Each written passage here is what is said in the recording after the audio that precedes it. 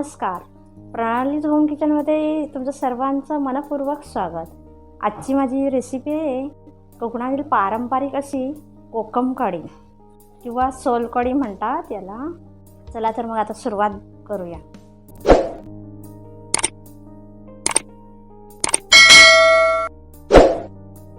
असा ओला नारळ घ्यायचा आहे आपल्याला कोकम कढीसाठी किंवा सोलकढीसाठी.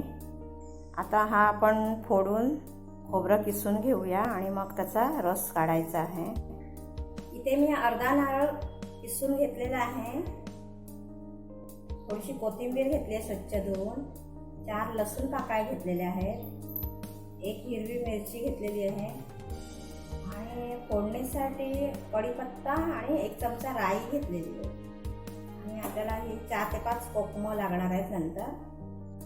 आता आपण मिक्सरला खोबरं आणि कोथिंबीर,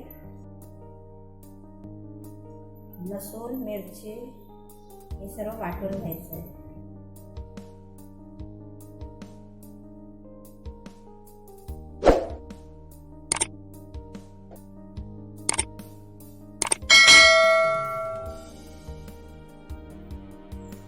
पाणी ओतायचं आहे.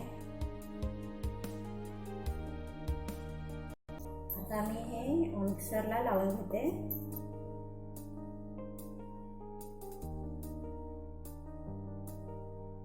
वाटण करून झालेलं आहे.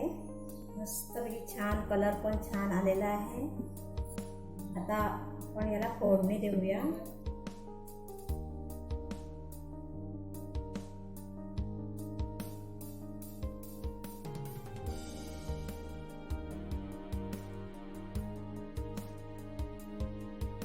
दोन ते 3 चमचे तेल घेतलेलं आहे. तेल गरम झालं की आपण यात कढीपत्ता आणि राई टाकायची आहे.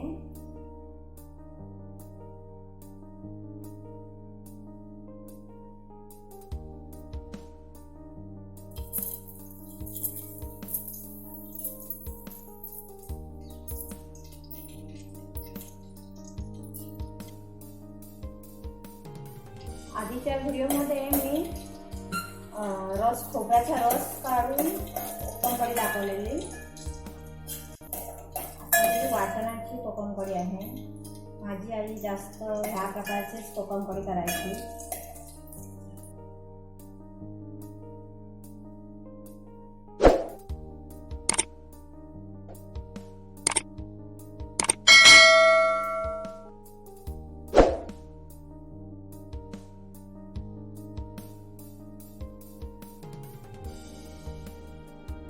आपण यात वाटण टाकूया.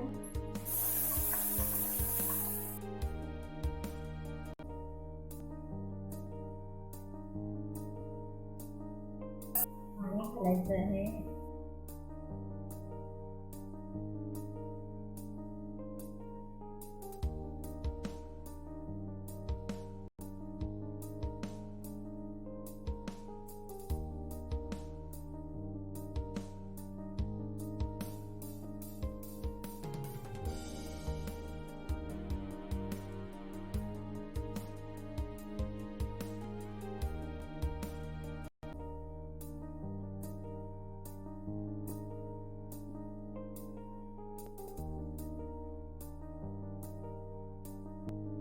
दीड ग्लास पाणी ओतलेलं आहे.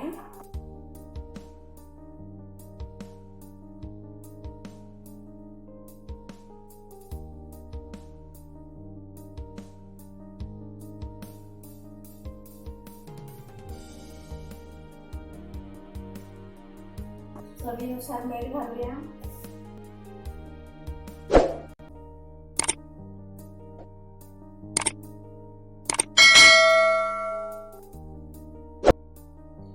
आता मी यात कोकम घालते.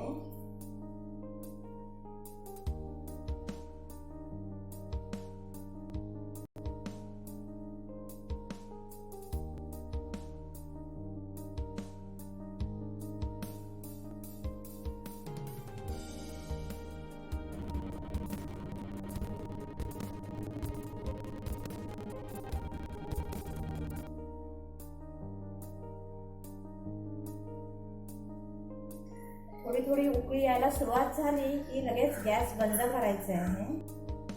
जास्त उकळवायची नाही आपल्याला. ही कढी आपण भातावर कालवण म्हणून यूज करू शकतो, वापरू शकतो. ही रसाची कोकम कढी आपण जेवल्यानंतर प्यायची असते.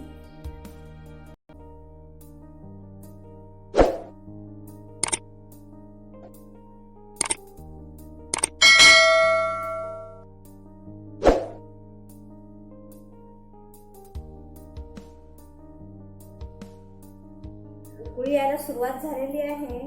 मी आता गॅस बंद करते.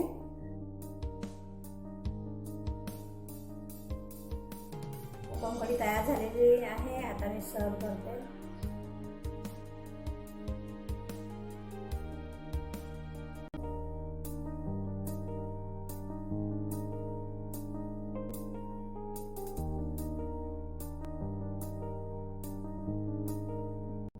ही माझी रेसिपी जर तुम्हाला आवडली असेल तर माझ्या व्हिडिओला लाईक करा, शेअर करा, तसेच माझ्या चॅनलला सबस्क्राईब करायला विसरू नका.